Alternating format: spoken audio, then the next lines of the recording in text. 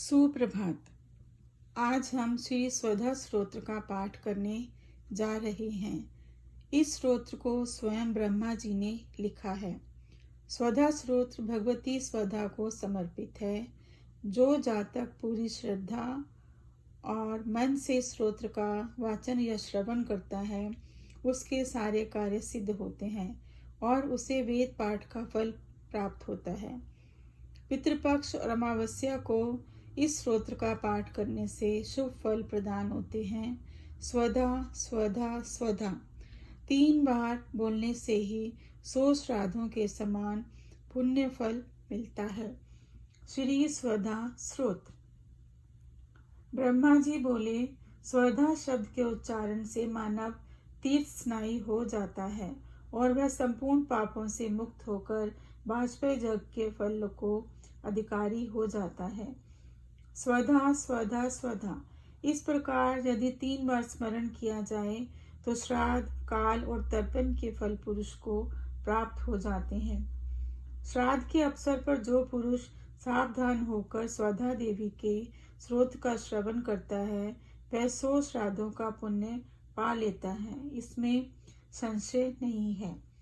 जो मानव स्वधा स्वधा स्वधा इस पवित्र नाम का त्रिकाल संध्या समय पाठ करता है, उसे विनीत, पतिव्रता एवं प्रिय पत्नी प्राप्त होती है तथा सद्गुण संपन्न पुत्र का लाभ होता है। देवी, तुम पितरों के लिए प्राण तुल्य और ब्राह्मणों के लिए जीवन स्वरूपनी हो। तुम्हें श्राद्ध की यदि शास्त्री देवी कहा गया है। तुम्हारी ही कृपा से श्राद्ध और तर्पण आदि के फल मिलते हैं। तुम पितरों की तुष्टि, द्विजातियों की प्रीति और गृहस्थों की अभिवृद्धि के लिए मुझ ब्रह्मा के मन से निकलकर बाहर आओ। सुव्रते, तुम नित्य हो, तुम्हारा विग्रह नित्य और गुणमय है। तुम सृष्टि के समय प्रकट होती हो और प्रलय काल में तुम्हारी तिरोभाव हो जाता है।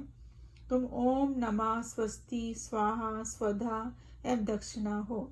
चारों वेदों द्वारा तुम्हें इन 6 स्वरूपों का निरूपण किया गया है।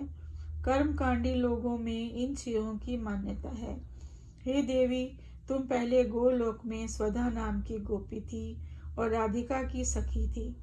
भगवान कृष्ण ने अपने वक्ष स्थल पर तुम्हें धारण किया, इसी कारण तुम स्वधा नाम से जानी गई। इस प्रकार देवी स्वधा की महिमा गाकर ब्रह्मा जी अपनी सभा में विराजमान हो गए।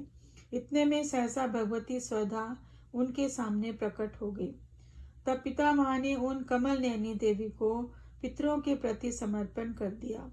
उन देवी की प्राप्ति से पितर अत्यंत प्रसन्न होकर अपने लोक को चले गए। यह भगवती स्वधा का पुनीत स्तोत्र है। जो पुरुष समाहित चित्त से इस स्तोत्र का श्रवण करता है, उसके मानो संपूर्ण तीर्थों में स्नान कर लिया और वह वेद पाठ का फल प्राप्त कर लेता है।